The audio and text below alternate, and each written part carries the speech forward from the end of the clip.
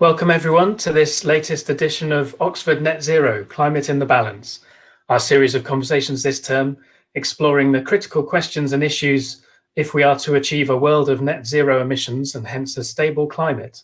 I'm Steve Smith, for those of you who haven't tuned into one of these already. I'm Executive Director of the Oxford Net Zero Initiative, and it's a pleasure to be hosting today. This week we're discussing the race to zero by cities, businesses and investors. Now, those of you who joined last week will remember we discussed the fact that despite a lot of the focus is on national governments when it comes to climate action, there's an awful lot of action also going on at the levels of cities, regions and local governments. And you may have heard too of the Race to Zero campaign, which is a UN-led initiative in the run-up to COP26 climate negotiations this year, designed to rally cities, regions, but also businesses and investors and a host of other non-governmental actors to set ambitious net zero targets. They have now around 1,500 entities signed up, covering a large fraction of global emissions and global GDP. So it's worth us taking a closer look at these targets and asking what the opportunities might be for them to add further momentum as we head for net zero, but also about some of the potential challenges up ahead. So today, to help me with that, I'm delighted to be joined by Aoife Brophy and Tom Hale, who are going to help us go through this topic. Aoife Brophy is a lecturer in Innovation and Enterprise, jointly at the Smith School of Enterprise and the Environment, and also the Saïd Business School here at Oxford. Her research focuses on how businesses deal with big systemic environmental challenges, not least climate change. She's studied this in a number of contexts, including electrification in sub-Saharan Africa, and is interested in both the innovations that businesses make and the collaborations needed across different organizations to realize such coordinated large-scale system transformations. And Tom Hale is Associate Professor of Global Public Policy at the Blavatnik School of Government. His interests are also in the area of collaboration across boundaries to solve big problems, but coming from the angle of political institutions. So he's published on topics across issues of the environment, economics and health, and has been particularly busy over the last 12 months both as leader of the Oxford COVID-19 Government Response Tracker, which you may have seen in the news, but also as chair of the expert review group for the Race to Zero campaign for the UN. So before we kick off, just the usual reminders before we get going that we're recording this talk, so you can view it again on YouTube on the Oxford Martin School channel there. And we would really like you to send in your questions for Tom and Aoife as we go along. To do that, you need to be viewing on Crowdcast, and you should be able to see an Ask a Question button at the bottom of your screen. So click onto that, you can type in your question, and very importantly, you can also vote on questions you'd like to be answered, and we will work our way through the most popular ones as time allows. We'll try and make sure we have plenty of time for questions. It's good to have a proper conversation. So I will hand over without further ado to Tom, who I think is going to tell us a bit about the Race to Zero and some of the high-level issues for businesses and cities and investors. Thanks, Tom. Thank you, Steve, for that kind introduction, and thank you, everyone, for joining today. I'm going to share my screen and try to share with you some ideas on how the Race to Zero is working and also how net zero targets are spreading around the world and what we might make of them. So bear with me for one moment. I'll share this with you. Great. So we've all seen, of course, a lot of net zero targets proliferating around the world. And what I wanted to talk about briefly is really what we can make of these. What are they really representing a serious movement to address the goals of the Paris Agreement?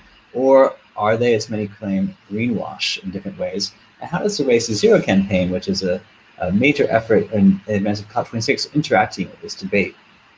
So the premise, starting point for this report, my remarks are a report that's actually coming out next week, which is a joint effort of us here in Oxford, a few different parts of Oxford, and the Energy and Climate Intelligence Unit, a nonprofit group that works to communicate on climate issues.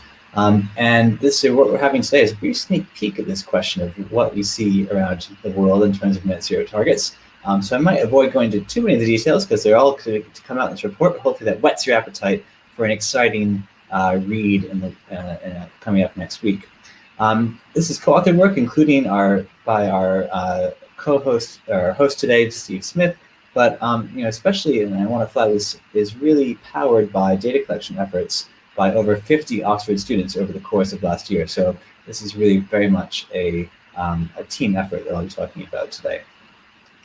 So I think the starting point for our question was really, what does net zero even mean? And as we know, we've seen a lot of criticism around the idea of net zero, especially in recent months. Just to give you an example from last year, here's a short clip showing you We're not telling you ideas. To keep talking about reaching net zero emissions or carbon neutrality by cheating and fiddling around with numbers. We're not telling you to offset your emissions by just paying someone else to plant trees in places like Africa, while at the same time forests like the Amazon are being slaughtered at an infinitely higher rate. Planting trees is good, of course, but it's nowhere near enough of what is needed, and it cannot replace real mitigation and rewilding nature.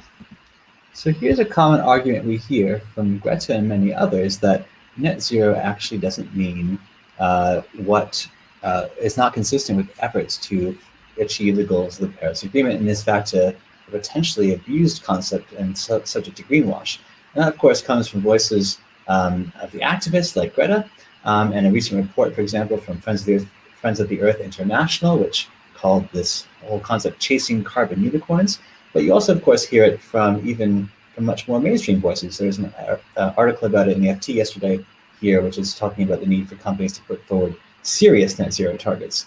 So a lot of attention is focused on this question of what makes a net zero target good or bad, and how do we make sure we have more of the good kind and less of the bad kind, and how can we tell the difference?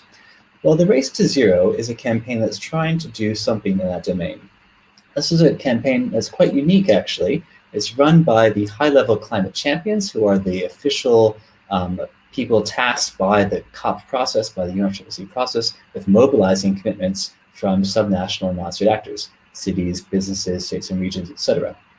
And unlike previous mobilization efforts by these actors, the current effort, the Race to Zero, has actually established a fairly robust criteria process to try to make sure that it's mobilizing the right kinds of commitments. It has basically 4 starting line criteria and then 2 leadership practices, as they're called by the campaign. The starting line criteria are really procedural steps to make sure you have a pledge that's aligned to net zero before 2050, a plan for meeting it, that you're taking immediate steps. Number 3, proceed to do so, and that you're publishing your results in a transparent way. And then on the substance, the leadership practices, the campaign is trying to make sure that different entities that are setting net zero targets include all of the emissions that can be attributed to them, following the best practice of methodologies, and also are managing offsetting. To the extent they're doing offsetting, they're doing it in a way that's net zero consistent. And these are kind of an interesting effort to, if you will, orchestrate or steer this universe of net zero targets toward a science-based concept. And if you're interested, you can read more about the exact criteria there. But the question that arises, of course, how much of a current groundswell of net zero targets actually are aligning with these criteria? So that's what we aim to set out the study in this report.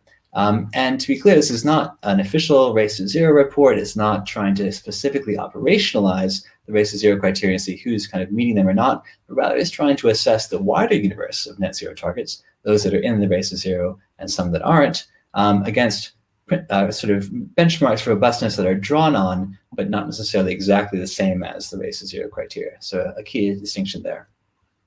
It's a really big set of actors we're trying to look at in this report. Over 4,000 different entities.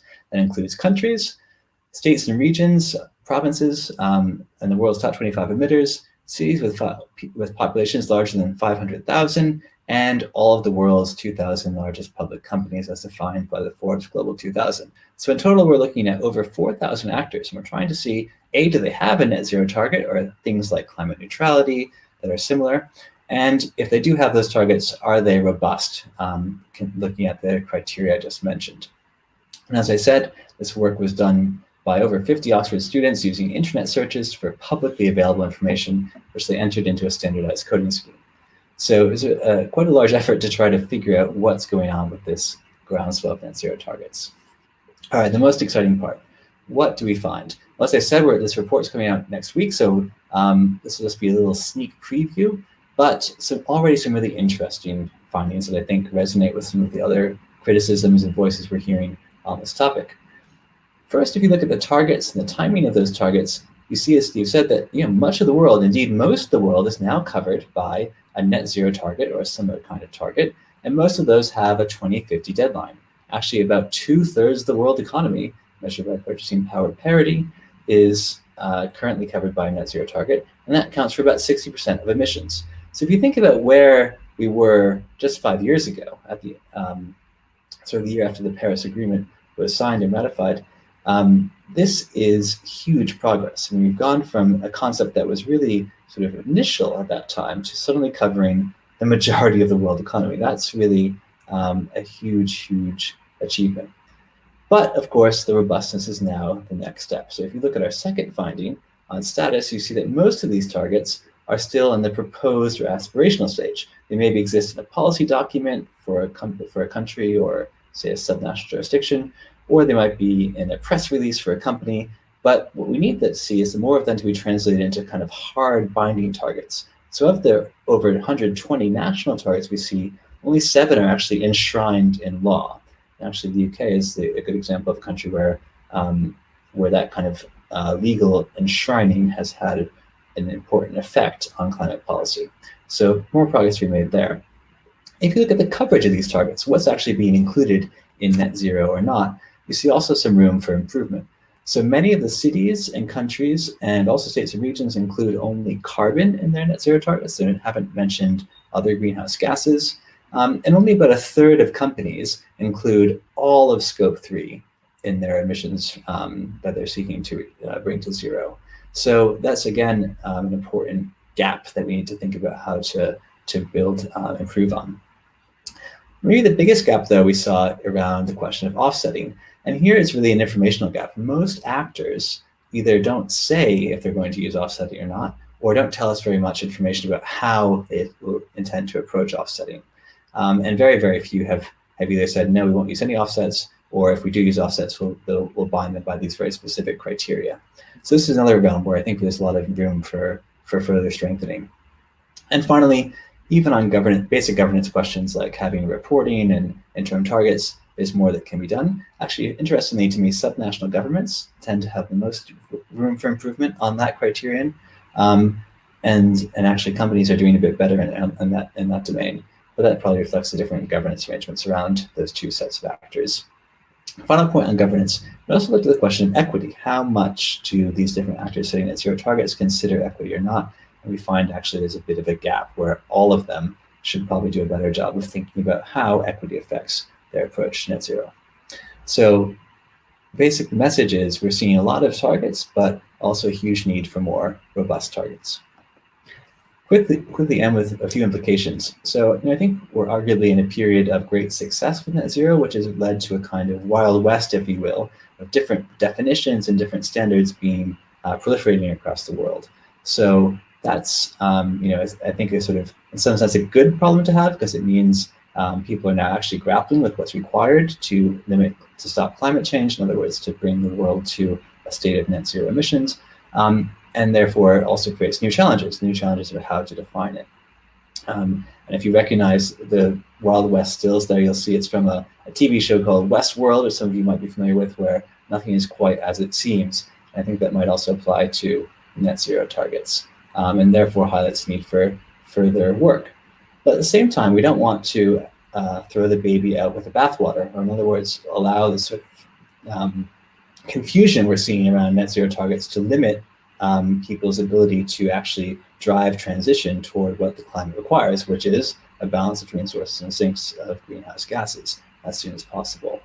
And that's where I think the governance of net zero will really be key. The Race to Zero is, of course, an important, I think, initiative in that direction, but it's a UN sort of campaign. It's not ultimately a regulatory agency or a kind of standard-setting body.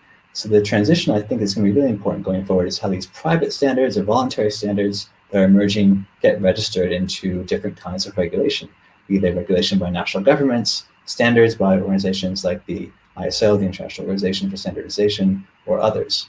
And if you look at prior examples of sort of private standard setting, private voluntary regulations in the climate, excuse me, the climate space, you'll see examples of how this can play out. So the history of the Greenhouse Gas Protocol very much follows this model where private efforts and standards that were developed by, in this case, an NGO, and then increasingly used in the private sector, eventually help to inform more binding restrictions by national governments and international organizations and others. So I think this is the direction of travel for net zero standards, and where I hope the conversation can go next. So we're less in the Wild West, but also not throwing the baby out with the bathwater, and instead moving toward rigorous definitions of net zero that are going to help us all move more quickly to Paris alignment. So I'll leave it there, but thanks for your attention. I'm looking forward to Aoife's comments. Thank you very much, Tom. That's a great summary. And I will give people a reminder, do ask your questions in the bottom. We've got 2 so far. I'm sure there are plenty more out there. So do get stuck in with questions. We'd love to hear them. I'm going to hand over to you though, Aoife. So what are your reactions to the kind of findings there, and how do they match your experience of working with organizations directly to sort of get their head around the transformations necessary for net zero? Thanks very much, Steve, and thanks a lot, Tom. I think, first of all, it's an incredible effort to actually do this comparison across so many different types of entities, and the number of people involved shows how difficult it is actually to do that, to collect the information that allows us to kind of do some sort of benchmarking. So I think it's a fantastic effort.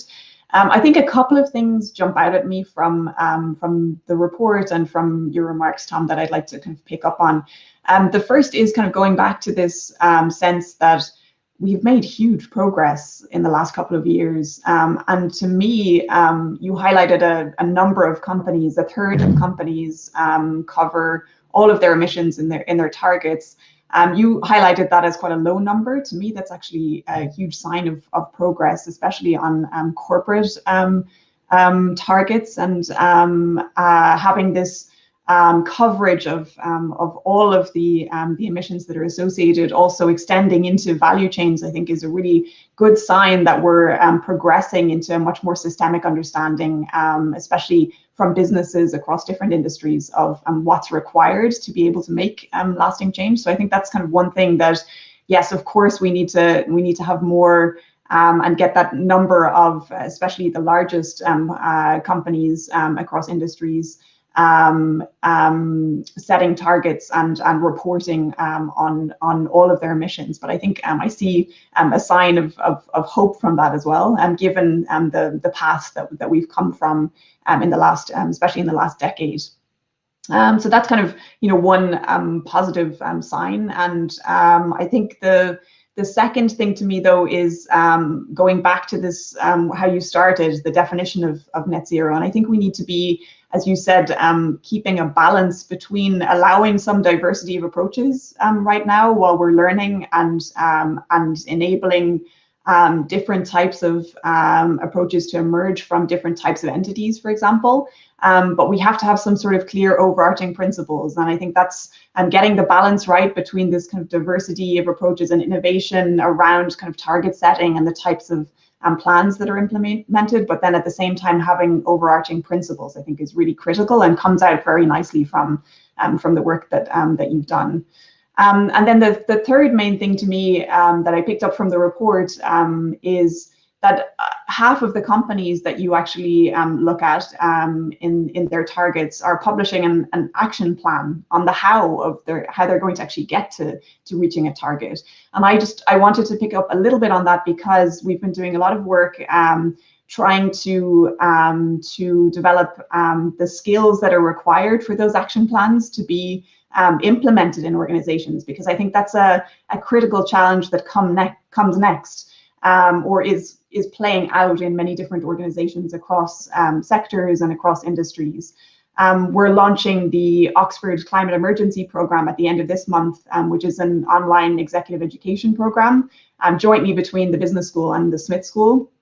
And critical to the programme is this idea of having an action plan. So yes, it's important to have to set targets and to have a plan, but how we actually put those plans together is really critical, and we need to do an awful lot more to learn how to do that as individuals in complex organizations across many different industries in the years to come, to be able to go from commitments and these growing commitments that we're seeing to really having lasting change and impact. So what I'd like to do is just to kind of pull out a couple of things from what we're seeing and the types of skills that we think are really required from the program and from the teaching that we've been doing at the business school and the Smith School, that I think really connect very nicely to some of these themes from your report. And I think it's all around connections, actually, and I think that's very core to the research that I do and the research that Tom does as well. We're very interested in these connections and collaborations. And I think we just need to see a lot of that really dialed up in the next year in preparation for the Race to Zero, and of course in the next decade. So getting from kind of targets to impact, I think that's kind of my going to be the focus for me in teaching and in research in the next couple of years. And the first thing would be that it's absolutely critical to connect climate and net zero with the core strategy of any organization. So I think that's something that is absolutely critical. And we've seen in many different industries facing big transitions, the ones that get left behind are the ones that can't actually figure out how to change their overall mindsets and their overall strategies in ways that will get them to the place they need to be. And that's not just a question of climate, it's also any kind of disruption that we have in industries, the companies that get left behind. It's not just a question of the technological capabilities that they have in their organizations. It's really about mindset change, stepping back and thinking about bigger questions, right? And this kind of comes back to this question of defining net zero even. As any kind of organization, what does net zero mean to my organization and the impact that I have in my industry, in my sector? We have been doing lots of work and thinking about the role of business model innovation to help companies in answering those big questions, right? So stepping back and thinking about, yes, I have a net zero target, but what does that mean ultimately to the products and services that I'm delivering? What kind of value do I want to actually create? How can that be captured and delivered? Maybe I need to be working with with my suppliers very differently. So this connection between net zero and core strategy of any type of organization is absolutely critical. I think the second kind of theme, and this goes back to Tom, how you finished, the connection between net zero and other goals is absolutely critical.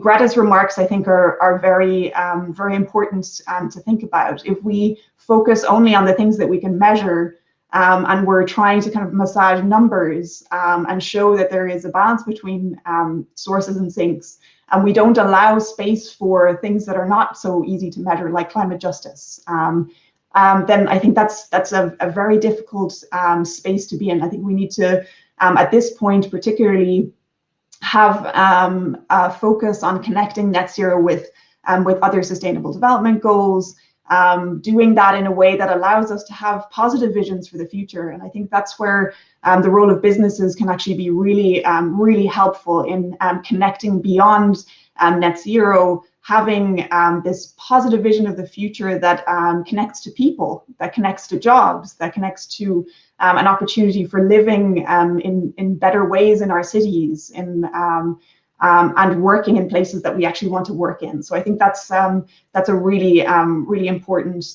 element to think about as we're translating and measuring and benchmarking across kind of different types of entities.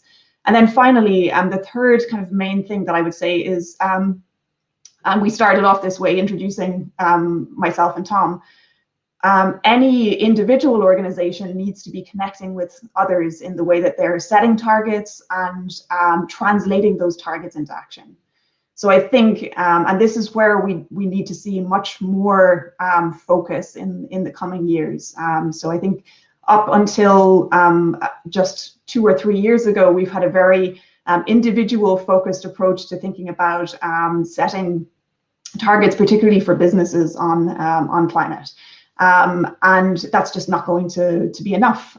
There needs to be concerted efforts to connect with competitors, to think about what the implications might be of engaging then with policymakers to enable pre-competitive collaboration in different industries. If we're going to see the types of systemic changes that need to happen across the board, it can also be collaborating with activists, right, and being part of initiatives like the Race to Zero. These are new types of initiatives that are emerging and have been emerging over the last couple of years. But we need the skills in different types of organizations to be able to know how to collaborate, when to collaborate, how we're encouraging transparency and learning through these different collaborative initiatives. And I don't think we know enough yet about how to do that and the skills that are required across different partners in collaborations, and to make sure that there's a focus on the individual goals for different entities and the collective, this focus on the collective and measuring collective outcomes, I think, is absolutely critical. So I'm going to stop there with just trying to kind of connect the dots between, yes, we have huge momentum, and I think your work and showcasing these targets really shows to me that, wow, we've come so far in the last couple of years in particular. But I think we still have this gap between, yes, understanding kind of definitions and benchmarking across different types of targets that your work is contributing to, but then also going a step further and translating the targets and commitments into lasting change through action plans that are actually robust and lead to the types of impacts we need to see. Thanks very much, Aoife. Two things really struck out for me there. One is this framing of deep decarbonisation and net zero as an opportunity for business rather than a restriction. And the other one was this idea that it's kickstarting all these interesting collaborations, such as the Race to Zero, often with competitors. And they feel like two new things that we're still getting our head around, that climate change is sort of stimulating in discussion. And would love to talk to you more about that. But we've got lots of questions, and we should address those. A lot of them, I think, really center on this point, which has come up at several times in the discussion about the definition of net zero, especially when you get down to the company or the local level. I think maybe the kind of overarching question is summed up best by Anthony Currivan. We'll dig into some of the details, but he asks, it seems there's a need for a universally recognized definition of net zero or carbon positive or whatever you want to call it. Is there work on this? So I'd like to ask you both that, maybe Tom first, and also maybe tack on, is it desirable to have a single definition? We're talking about a huge range of different organizations dealing with different sources of emissions and sinks and at different spatial scales. So what's your view on that, Tom?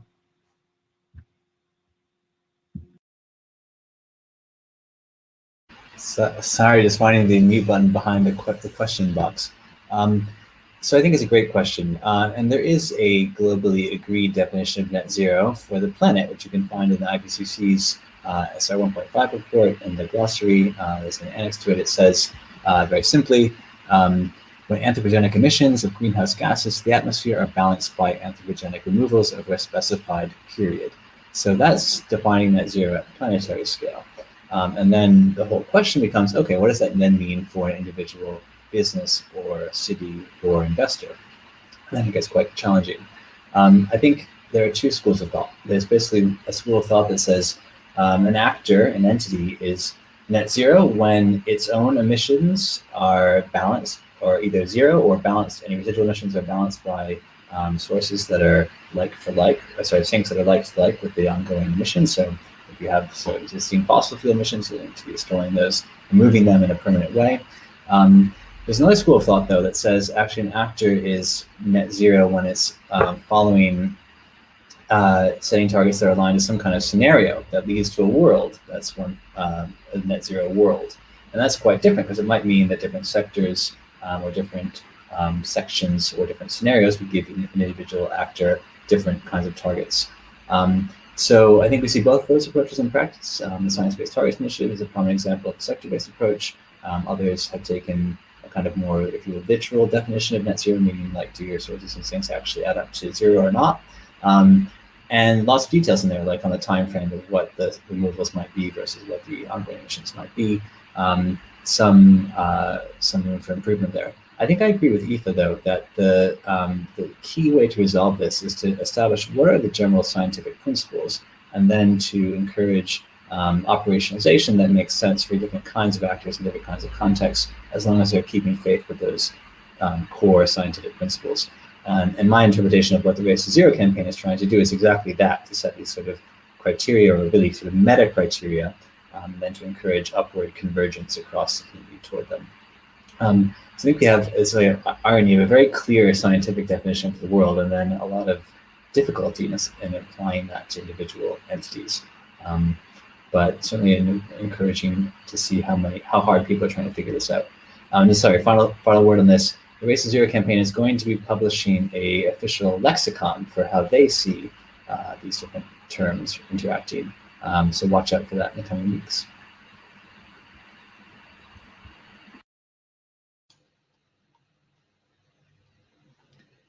Great. Yeah, so I just to pick up on a couple of things that Tom already mentioned. I think this disconnect between the overall kind of systemic impacts that we need to see at a planetary scale, and then translating that down to individual organizations. I think that's what has stopped a lot of progress to date, particularly in businesses. So trying to understand what such a complex environmental challenge at a global scale actually means for individual entities. I think that's absolutely critical to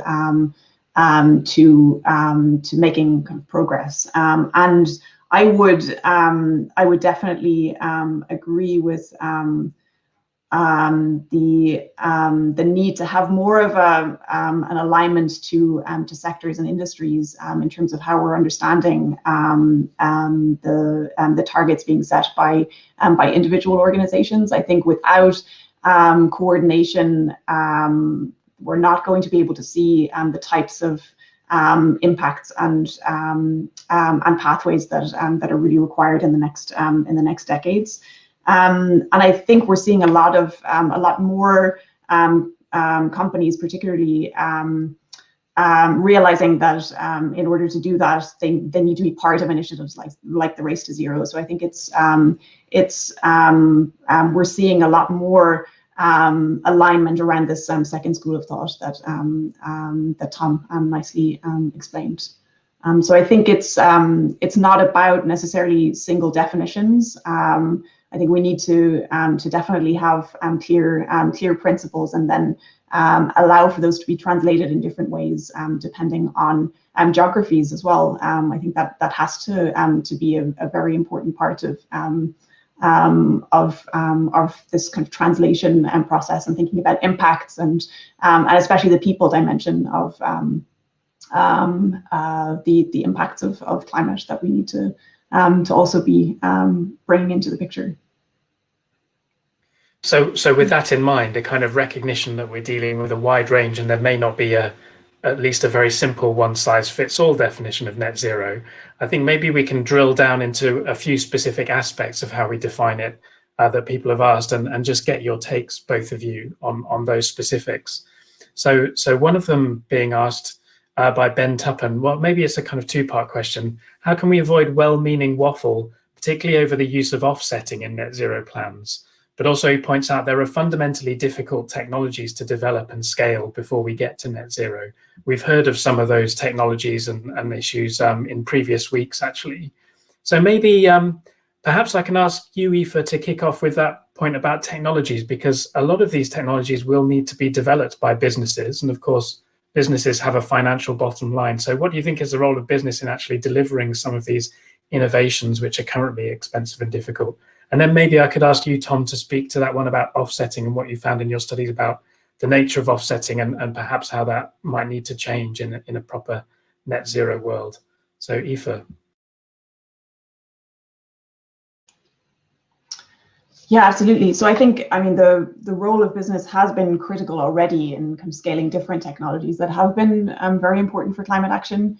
And so a lot of the work that I've been doing has been focused on energy systems and innovation related to energy technologies. I think what's going to be critical in the kind of the years to come, and this kind of goes back to a lot of the things that we've already been talking about in our understanding of net zero, is innovation around connecting new technologies in ways that actually meet different needs, right? So, for example, in the case of renewables, we have lots of innovation in individual technologies, lots of cost reductions that have happened over the last 15, 20 years, and particularly in solar and battery technologies. A lot of the innovation that needs to happen now is to package different types of solutions in ways that actually address people's needs, whether that's in buildings, how they want to live and heat their homes, or in different kinds of industries as well, where there are certain demands for carbon removals. So I think the role of business for me in this next kind of decade is it's really important to be asking those fundamental questions about what different types of customers actually need as a starting point, to be able to and to feed back into the way that technologies are being developed. I think we're seeing more of that. There's more of an understanding, especially with carbon removal technologies, that we need to be understanding, well, what do different industries actually need in terms of carbon removal, and how can we actually develop those technologies in ways that we're interacting with the industries that really need this service. And so I think we've learned a lot from the progress that we've made on particularly on developing energy technologies, bringing kind of customers and big users into conversations much earlier on than has happened in the past. I think that's what we kind of need to see more of in the future. And we see, I think, promising examples of that happening, and kind of integration of different technologies being a very important part of companies' role in innovation. And I think that requires, open approaches. It requires, again, lots of different types of collaborations and collaborative initiatives. So I think we're just going to see much more replication of initiatives for different purposes connected to net zero and technologies in the years to come too. I think the offsetting question is extremely important. It's really in many ways, the most talked about and controversial, and also quite difficult to understand part of the broader debate we're seeing now on net zero. I think it's important to distinguish two things. Before net zero was even a twinkle in a climate policymaker's eye, there are lots of debates around offsetting as a tool for policy in the climate realm. There's been well-documented difficulties of operationalizing offsetting or any kind of carbon credit exchange system, voluntary or regulatory or otherwise, to make it actually effective for reducing emissions. And if people are interested in those debates, there's a great recent book by David Victor and his co-author Daniel Cullingwold, who's called Making Climate Policy Work, which goes into those difficulties quite nicely. So there's all of those kind of issues of operationalizing it. But then adding net zero adds a new layer of complexity and technical requirements, because offsetting in general is not the same as net zero aligned offsetting necessarily. And I would highly recommend another Oxford University publication on net zero aligned offsetting to think through those issues in detail. But to my mind, the two key issues are on really sort of like for likeness of offsetting and on transition. So on the first one, if you're intending to take the carbon out of the atmosphere, or in some way balance the carbon you're putting into the atmosphere or the greenhouse gases, you need to make sure that what you're balancing is like the thing you're putting in. And it has to be like in terms of quantity, of course, but also like in terms of timescale. Carbon we put out in the world today lasts for up to potentially thousands of years in the atmosphere. And if you're trying to compensate for that with a storage technology like a tree that may not last quite that long or may have more reversibility, then you're not really achieving like for like. So there's that whole set of issues. And second, the transition question. Offsetting today is not necessarily what's consistent with what offsetting will need to be to deal with any kind of residual emissions that are left over by the time we reach net zero. And even thinking of what's a residual emission versus what's sort of a thing that you might just want to keep because it's too hard to get rid of, it's a really tricky thing that people disagree on. The UK Committee on Climate Change had a very nice breakdown for the UK, at least, of which sectors are more likely to be kind of needing some residual emissions and which ones should really be getting all the way to zero. And that's an important set of distinctions, but I expect that to be a huge area of work going forward to find exactly what residual emissions mean, who should be residual, who should not, and how we transition toward that outcome. So we'll move on to some questions of scope now, which the audience have been asking. Tom, I think you touched on the scope of activities that are included in these targets. Scope 1, of course, and formal definition are the emissions that directly happen sort of within the fence of your activities, as it were. Scope 2 is then when you're using energy, electricity or heat, and that's coming from a power station elsewhere. And then Scope 3 is, in a sense, your entire value chain. So sort of indirect emissions caused by the product or service that you're dealing with. So Nick Eyre is watching and asks about those in a sense Scope 2 emissions, saying most zero carbon energy will have to come from rural areas, be generated outside cities, but it will mainly be used in cities. So how do you think cities and local governments should deal with this? And then I think we had another question about Scope 3 emissions. Charlie Freitag says, should corporate net zero targets include Scope 3? I think you've been assessing whether or not they do, Tom. I think there was also an article by Michael Liebreich a few days ago, perhaps querying whether it's sensible to include Scope 3 in net zero targets, because potentially you get a lot of double counting, over counting in targets then. So perhaps I can pass it to you, Tom, first, and then Aoife. What do you think about the right answer for the scope of targets? Great questions. On the cities and subnational governments, for better or worse, the decision was made back in the early days of climate policy that jurisdictions like that, like nation states and countries, will do the accounting based on territorial emissions. So we're not looking at what on all the products that the dwellers of a city might use that are imported from elsewhere. That's not figuring into the way we calculate emissions for cities today. That's maybe worth revising and looking at more. As cities set more ambitious net zero targets, we're seeing some of the most ambitious ones begin to look at this question of consumption emissions. Your question was much more on power Scope 2, and I think it's really about this disconnect between who's the user and who's the maker. I think from a kind of net zero perspective, I don't think it's a problem because the counting allows you to say pretty clearly what the carbon content of your power is. I think it's more difficult as a political challenge where a certain city may want to maybe putting demands on its providers to provide certain kinds of energy that may not be consistent with the goals of the jurisdictions that are providing that energy. So to my mind, it's more of a political challenge than an accounting one. On the question of corporate Scope 3, this is a really interesting point that Michael made. Obviously, one person's Scope 3 is another person's Scope 2 or 1, and we all sort of overlap in this domain. So does that mean we should draw the boundaries, here or there?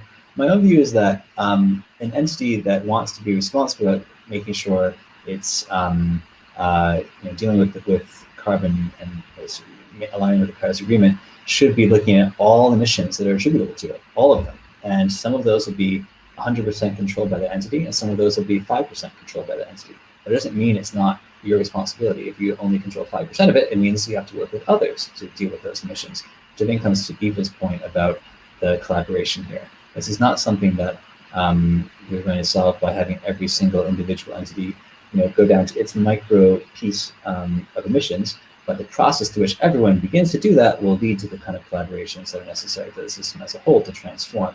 So, as one concrete example here, we now see a lot of financial entities beginning to take net zero commitments, which involves not just their own scope 3, but often defined to mean the scope 3 of the businesses that they're investing in or that they're lending to or otherwise engaging with. And so that seems, again, quite a long chain of causality. However, those investors are making these kinds of pledges in a way that ensures that their sort of operationalization of that will be a multi-pronged effort that will include engagement with companies, trying to help work with companies to invest in technological solutions that will help companies get beyond it, and might involve some sort of sticks as well as carrot, sticks like divestment, if it came to that. But it's a very complicated set of interactions that are implied by this net scope 3 target for finance firms. So I don't think the complexity is not something we should shy away from. That's exactly where we need to work, in my view.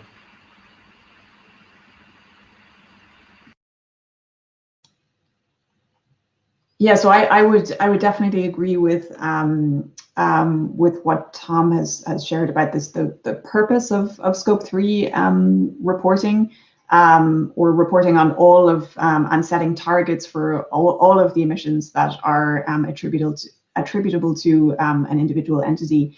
I think what I would add is that I think it's not just about yes, of course, there's going to be double counting, but I think that's exactly the point. It shows the interdependencies between the activities of different types of organizations. And I think until we understand those interdependencies better, we won't be able to make progress in getting to the overall country and planetary targets that we need to reach.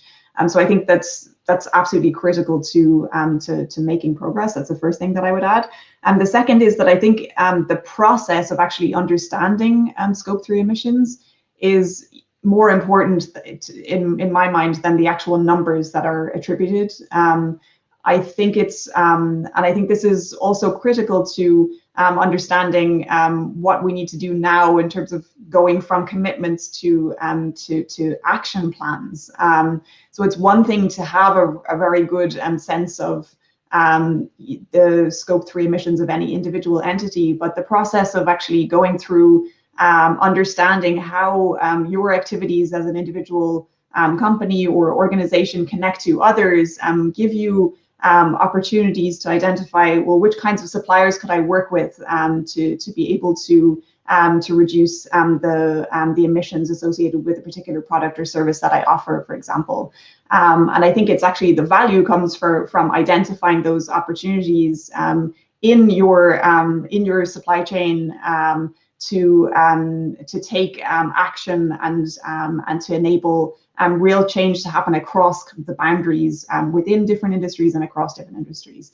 So I think it's not a question of should there be Scope 3 reporting or not. I think it's about, well, what the purpose is of actually kind of coming to this, yes, some sort of understanding of the overall impact and measuring that in some way, but the process behind that to me is even more important to be able to identify the types of opportunities that we've been talking about as part of our session so far.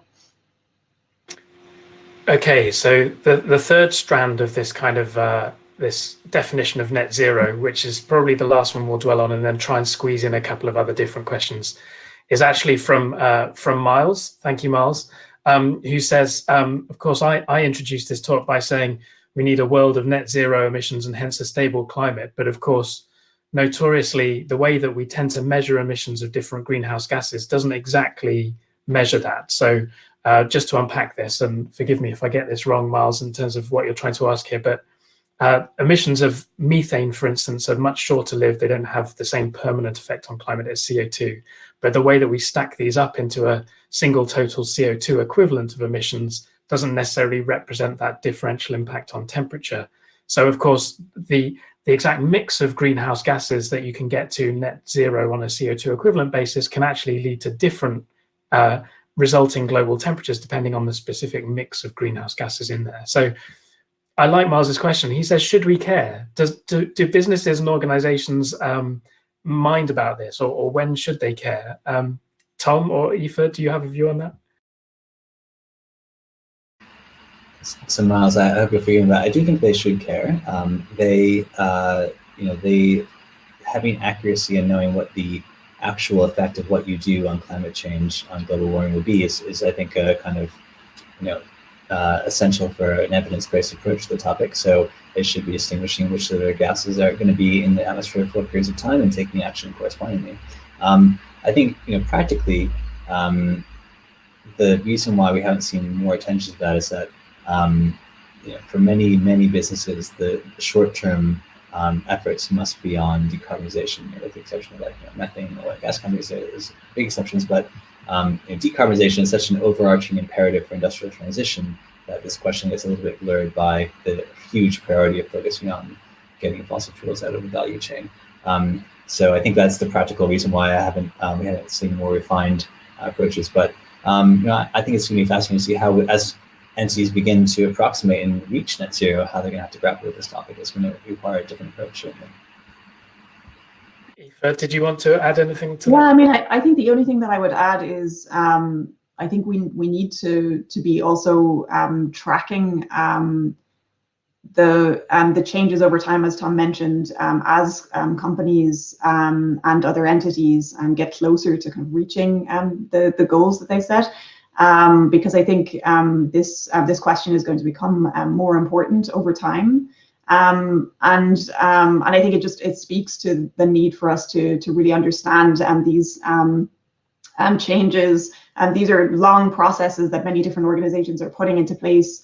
We don't really understand enough about actually how to sustain commitments, how our understanding of definitions are going to change over time, which types of aspects of definitions, like the one that Miles has pointed to, become more important given the changes in industries and in our overall progress in meeting targets.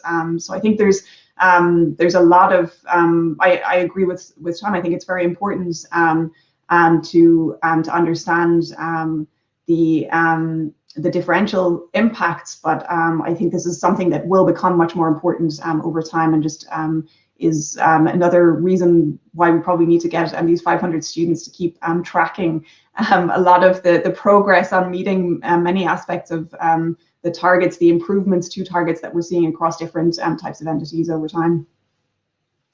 Indeed, and for Miles to keep thinking about this from the physical science perspective. I mean, it's interesting that to take a national example, of course, there are some forward thinkers who are already grappling with this because it's material to their emissions. So New Zealand, for instance, has a very large share of its greenhouse gas emissions coming from agricultural methane, and actually they've set a net zero target for their CO2, but then have set an emissions reduction that's non-zero for agricultural methane, and that is still potentially at least consistent with a stable climate. So clearly some more thinking still to be done there, scope for further improvement. A specific question for you, Tom, based on the study results that you presented. So Peter Archdale just asks about the data that was used. You mentioned the fact that it's based on publicly available data. And so there's a risk, of course, associated with the quality of that data, what in or isn't in there. So is or isn't in there, sorry. So Peter asked specifically, how are supranational emissions dealt with, for instance, from shipping, air travel, and extractive mining? And do you worry that the basis of the data collection means there are some important gaps? Definitely. So publicly available information is limited in what it can give us, but it's a useful first cut. On the specific question of external sort of aviation, international shipping, etc., we do record whether countries are including those aspects in their net zero targets or not. But in practice, many aren't. So that's definitely a gap that's going to require a lot more work.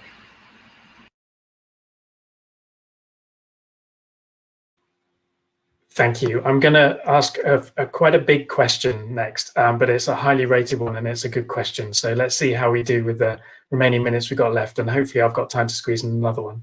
But Sunethra Mendes asks, well, this is a planetary scale problem, so it demands structural solutions.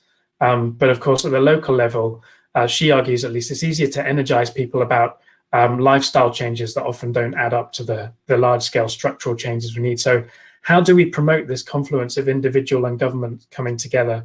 And I'd also argue, and businesses as well, to focus on sort of tackling the big strategic problems. I guess that's something that both of you have spent your careers researching, but from the sort of government institutional angle and from the corporate angle. So I'd love to hear both your views on that. What's needed for strategic alignment? And maybe, Aoife, I can ask you to go first if that's not putting you on the spot too much.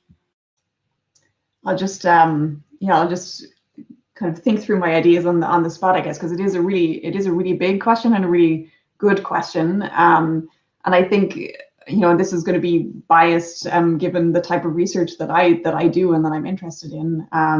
But I do think that there's a role for business, particularly at this intersection between changes that we need to see at an individual level and at an institutional level.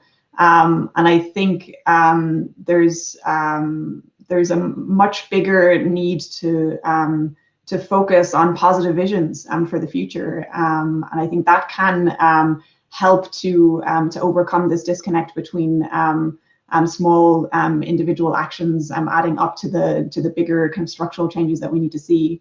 And I think there are kind of more and more companies in different industries really trying to kind of rethink what it is that people actually want, right? And I think we need to see much more efforts to ask kind of more difficult questions about, well, what do we really want to see in our cities? What types of services do we want?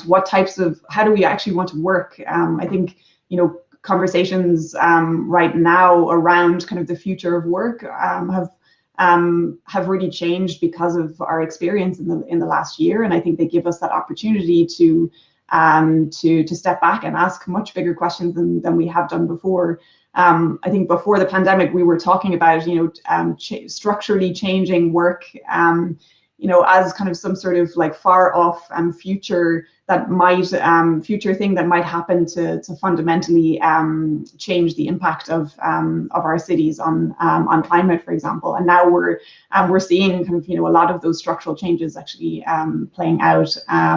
So I think that there's a lot of opportunity to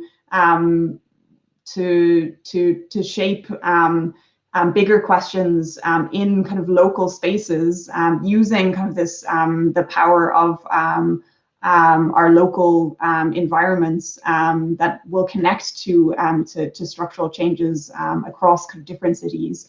And I see a big role for companies getting involved at both local and global levels to be able to do that.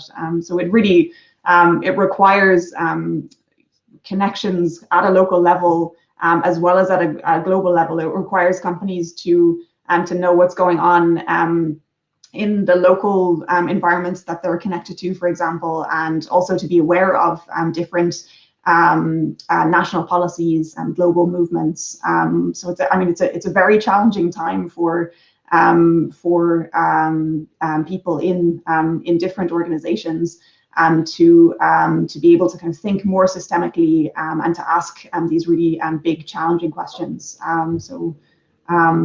Yeah, I think I'll stop there and see what Tom has to add to quite a challenging but very good question to finish us off on.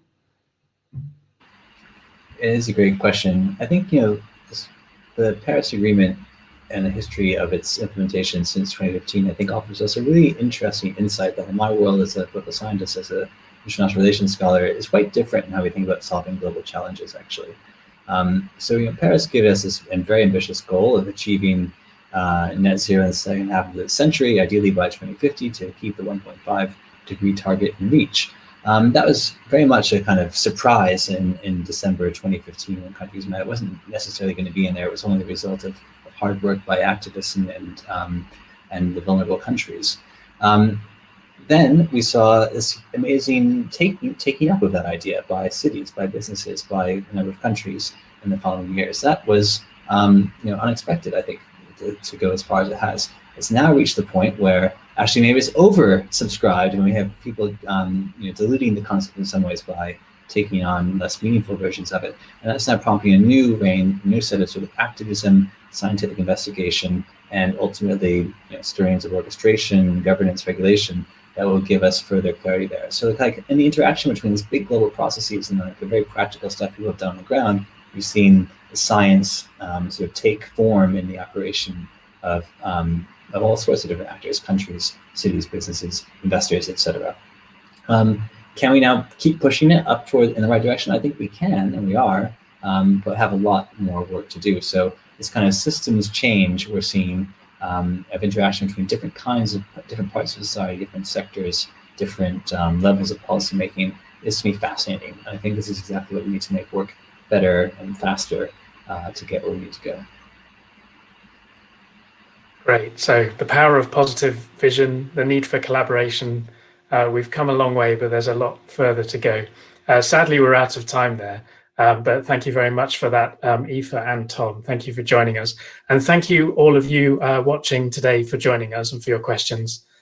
Next Monday, we have the final installment of the series when Professor Ros Rickaby and Sophie Gill will be talking about the role of oceans in net zero. And sadly, I won't be joining you for that one. But the good news is you'll be in the much more capable hands of Professor Miles Allen as chair. So do sign up for that one. You can register by clicking on the green button at the bottom of your screen if you're on Crowdcast, or through the Oxford Martin School website. It's been a pleasure hosting these conversations, seeing the enthusiasm of all those tuning in and fielding your great questions. I hope before too long, we'll be able to see many of you in person at net zero events. And in the meantime, have a very good week.